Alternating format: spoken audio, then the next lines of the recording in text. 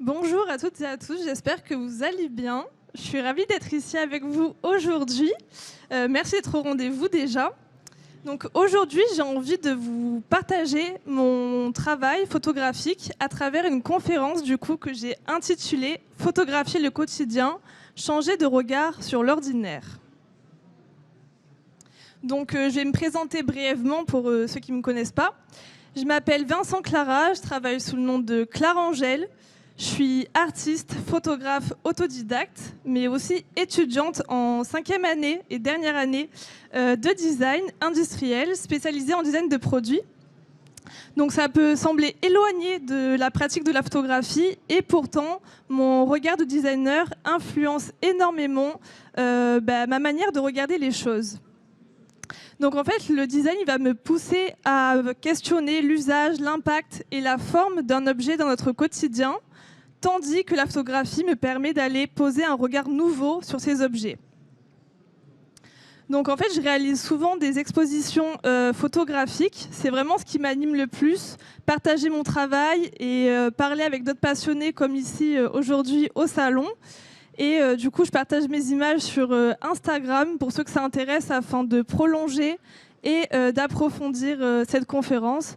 Ça a permis d'échanger et même si à la fin, du coup, il y aura une session questions-réponses. Donc si je suis ici aujourd'hui, c'est avant tout pour transmettre ma passion et ma vision de la photographie. Et ma démarche photographique, c'est d'explorer la beauté cachée des choses simples. J'aime observer le monde qui m'entoure, ses objets, ses détails, et les transformer en fait en images plus sensibles. Je pars du principe en fait que la beauté elle est déjà là, tout autour de nous, qu'elle est cachée dans les objets les plus simples, qu'on voit plus forcément. Et la photographie, ça me permet seulement de les révéler. Donc en fait, on vit entouré de centaines d'objets chaque jour, mais par habitude, on ne les voit plus, ou du moins, on n'y fait plus attention. Donc du coup, mon travail part de cette idée, c'est de réapprendre à voir ce qui nous entoure. Donc en fait, il s'agit de désapprendre à ignorer et réapprendre à regarder, parce que ce qui paraît insignifiant peut en réalité avoir un vrai potentiel. Donc du coup, en fait, j'ai pas besoin d'aller chercher de grands décors ou de paysages spectaculaires. Je me contente de ce qui est là, à portée de main. Donc c'est dans cette simplicité-là que des images nouvelles surviennent. Et c'est une contrainte qui me permet d'explorer autrement, de composer différemment. Et un objet familier peut en réalité devenir une nature morte contemporaine. Par exemple, cette photo, je l'ai prise dans mon appartement d'étudiante. C'est une photo d'une bouteille d'eau, donc d'une bouteille d'eau. Et en fait, je me suis posé la question de comment je pourrais la mettre en valeur. Je l'ai observée attentivement. J'ai observé ses ondulations, la lumière qui traversait le plastique, même les gouttes d'eau qui traversaient ce plastique-là. Et j'en ai fait du coup une photographie plus contemporaine. Je me suis dit, ça c'est l'objet qu'on le voit au quotidien. Et ici, c'est ma manière de un peu le réinventer et de me dire que voilà, dans les choses simples, on peut vraiment avoir un gros potentiel. On n'a pas besoin d'aller chercher de gros spots, de paysages, de ce genre de choses. En fait, tout ce qu'on a autour de nous, on peut en faire plein de choses. Et du coup, pour cette photographie-là, j'ai posé du coup ma bouteille devant une fenêtre à la lumière du jour et je l'ai légèrement fait vibrer. Je me suis amusée avec pour créer du mouvement, animer l'eau, et ce qui m'a donné cette photographie. Donc du coup, je crée vraiment avec tout ce qu'il y a autour de moi. C'est vraiment un moteur créatif. Et je vais vous poser une question. Qu'est-ce que vous voyez sur cette photo? Pour vous, qu'est-ce que c'est? Est-ce qu'il y a quelqu'un qui a une idée? Ouais. Encre de Chine? Non. Est-ce qu'il y a quelqu'un qui a une autre idée avant que je dise la réponse? Numéro? Numéro? J'entends pas de là, mais... Minéraux? Non, c'est pas des minéraux. Donc je vous donne des empreintes non plus. Plastique brûlé? Non. Écrasé? Non. Alors, je vous donne la réponse, ce sont des pelures d'orange. Donc en fait, un jour après avoir mangé une orange, je me suis retrouvée avec les pelures. Et habituellement, on va les jeter sans prêter vraiment attention. Et cette fois-ci, je me suis demandé comment je peux expérimenter. Et du coup, je les ai placées sur une tablette lumineuse qui a fait ressortir ces silhouettes, un peu ces dessins abstraits presque. Et voilà. Et c'est ce que j'aime dans cette photographie, c'est que les gens, quand ils la voient, quand je l'expose ou quand je la montre ici comme aujourd'hui, les gens ne savent pas forcément ce que c'est. Et je trouve ça intéressant qu'on se questionne, qu'on prenne le temps de poser notre regard sur ça et sur quelque chose d'assez banal finalement.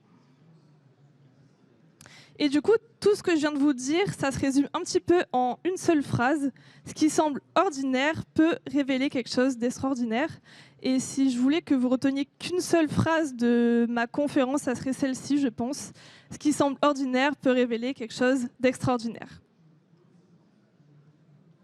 Donc je vais proposer un petit exercice, pas très long. Je vais vous demander de prendre un objet que vous avez sur vous.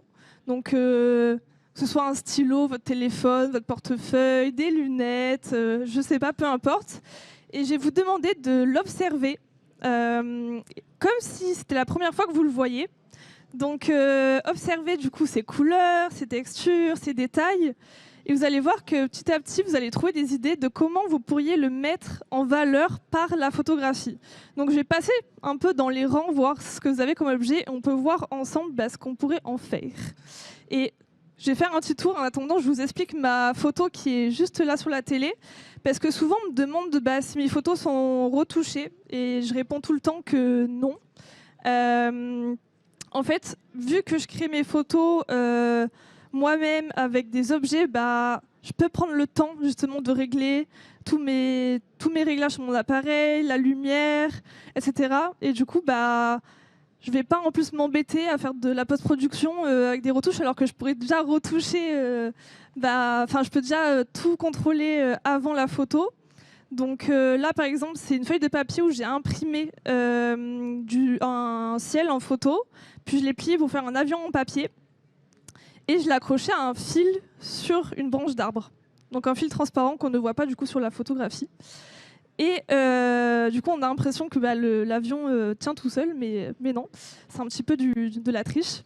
Et du coup, je l'ai pris en contre-plongée pour qu'on voit que le ciel de l'extérieur qui était dans mon jardin. Donc je passe, en attendant du coup, prendre les objets. Je peux. Donc on a une boîte à lunettes, on a un stylo.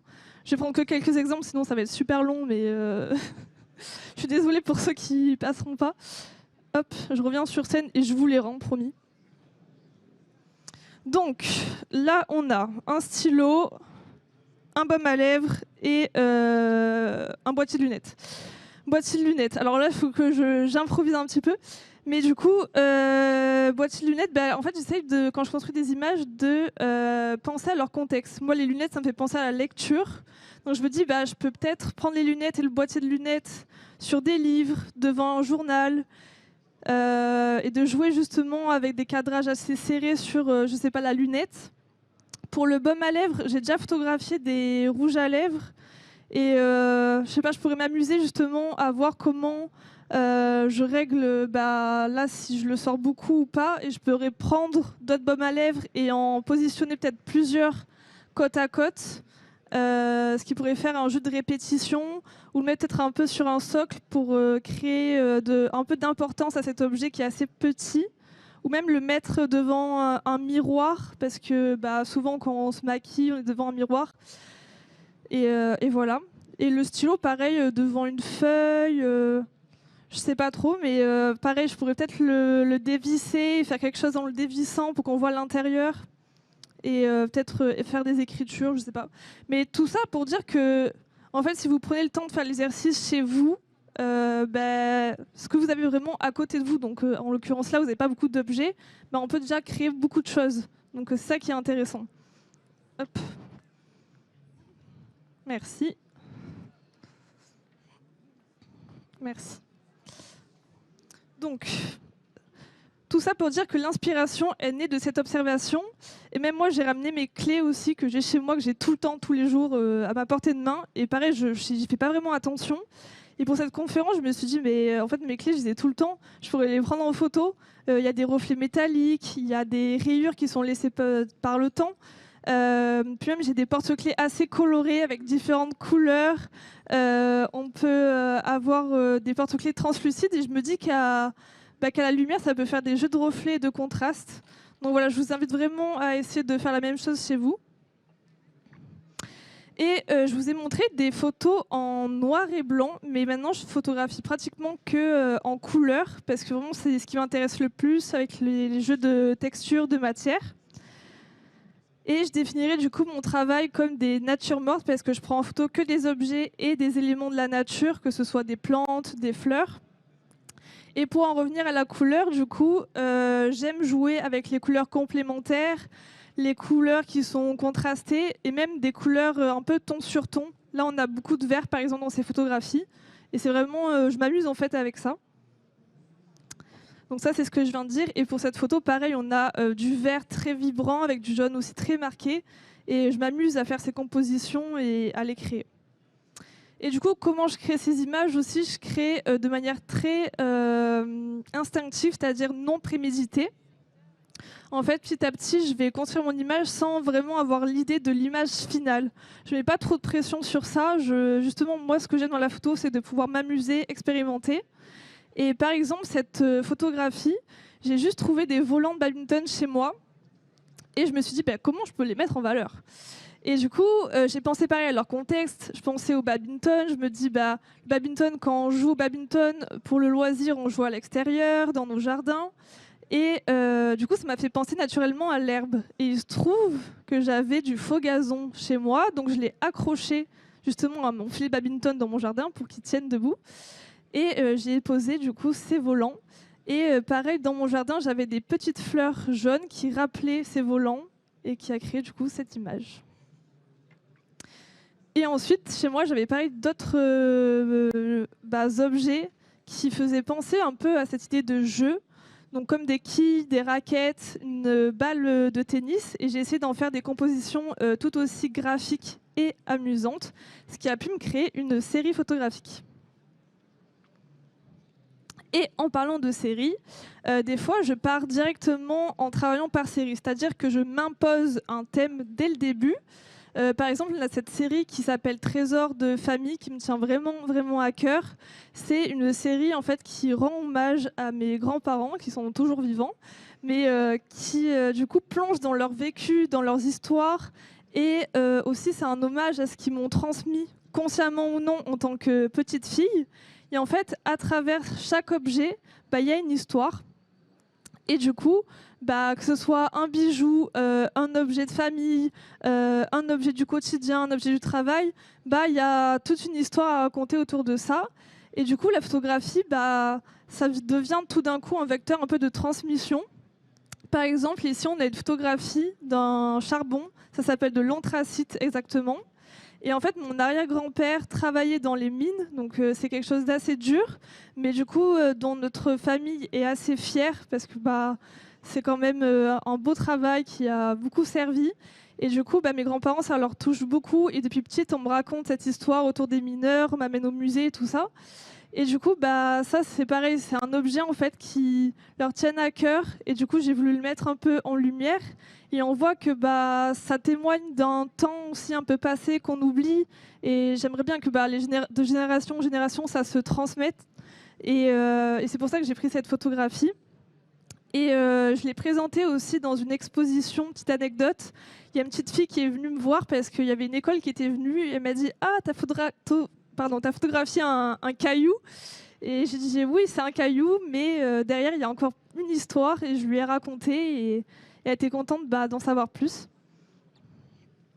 Ensuite, dans cette même série, il y a un briquet. C'est un cadeau que ma grand-mère a fait à mon grand-père quand ils étaient jeunes.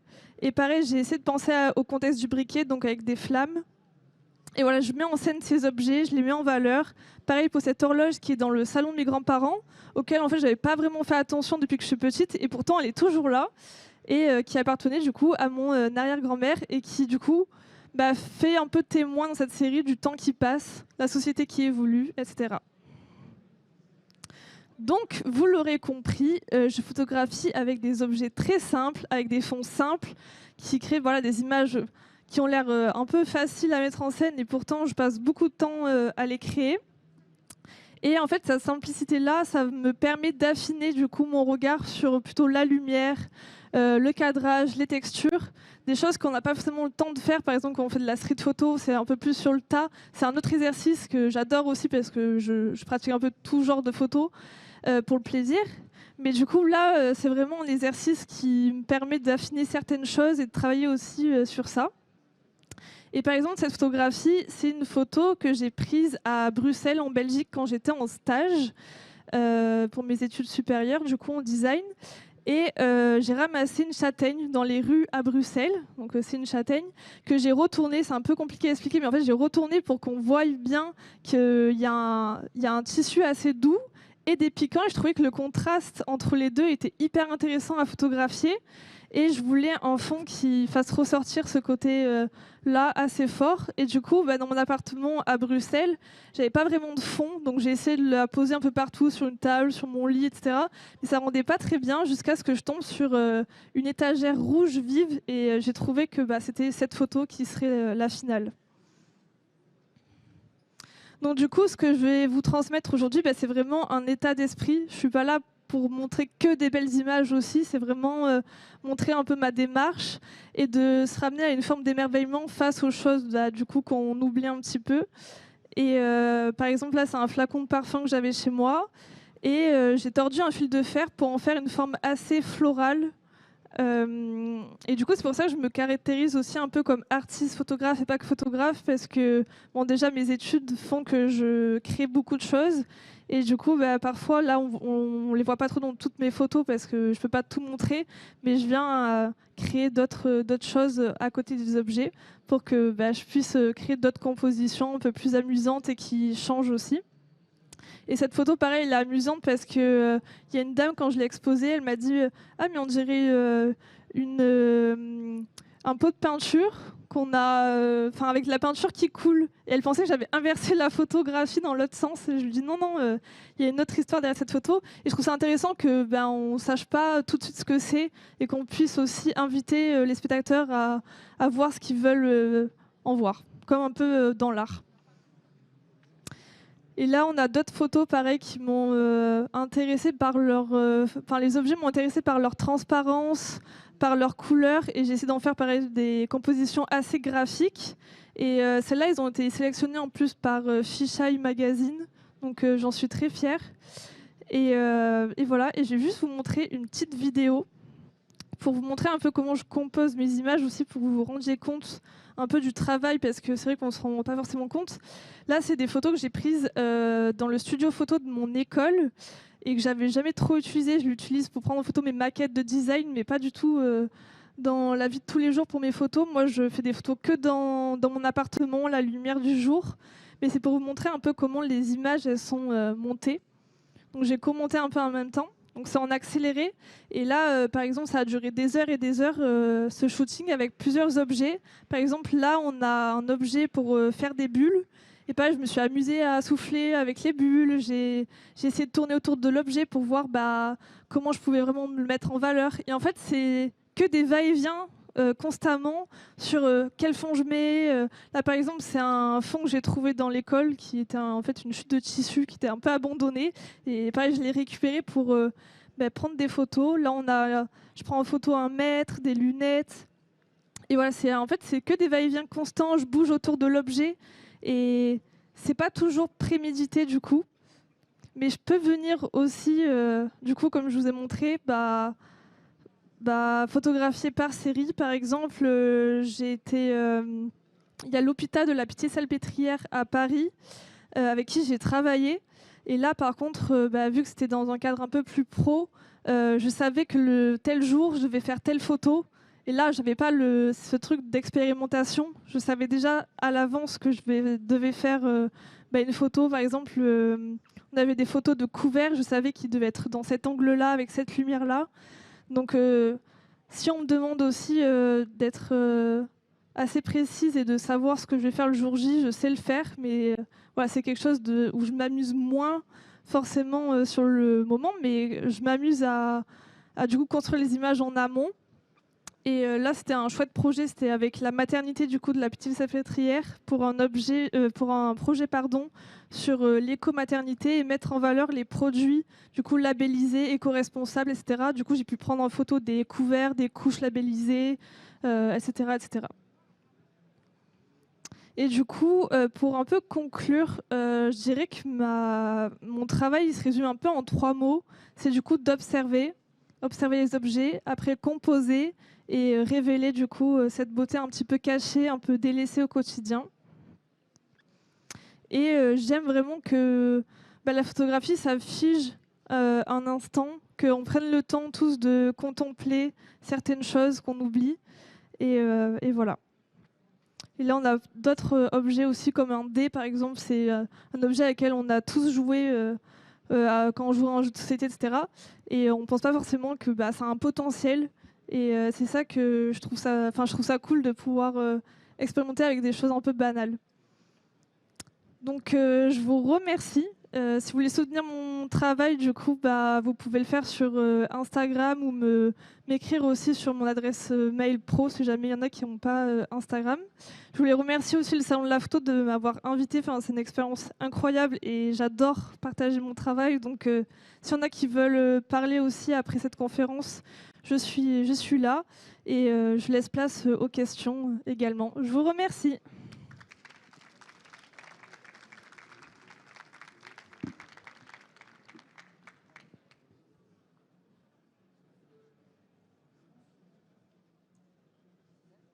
Est-ce qu'il y a des questions? Oui. Il y a un micro qui arrive.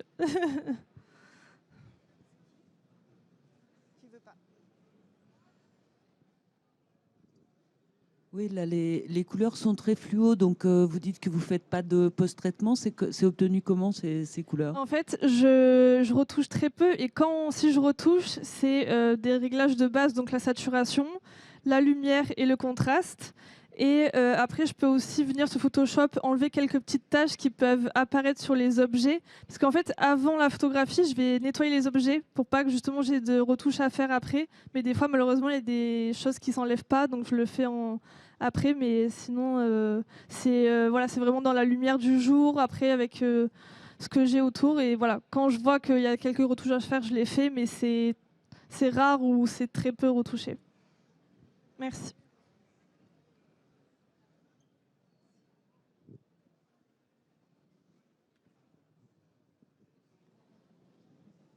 Est-ce que c'est la photo de prendre des photos de vos maquettes dans le cadre de vos études qui vous a amené vers la photo d'objets du quotidien? C'est une bonne question. Non, moi j'ai commencé la photo jeune, quand j'étais au collège, je pense. Et en fait, au début, je faisais de la photo de paysage, de rue, enfin, je faisais un peu de tout. Et petit à petit, je suis tombée là-dedans, je pense, en 3e. C'était pareil, en regardant en fait les objets qu'il y avait autour de moi. Je pense que c'est mon parcours du coup que je voulais faire du design de produits qui m'a beaucoup influencé à regarder du coup les objets parce que c'est ce que je veux faire, créer des objets. Et du coup, en fait, j'ai commencé à mettre en scène les objets que j'avais chez moi et petit à petit, je suis tombée dedans et j'ai continué là-dedans.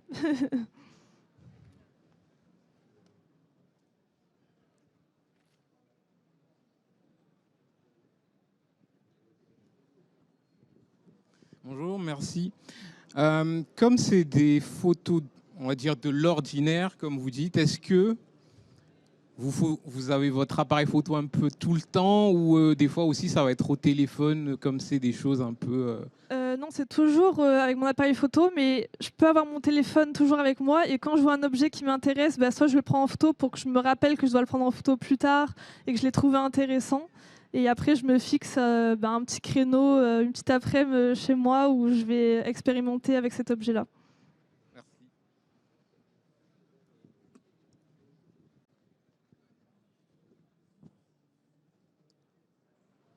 S'il n'y a plus de questions, je vous remercie et passez une bonne fin de salon. Et vous pouvez venir me parler aussi juste là pour ceux qui souhaitent.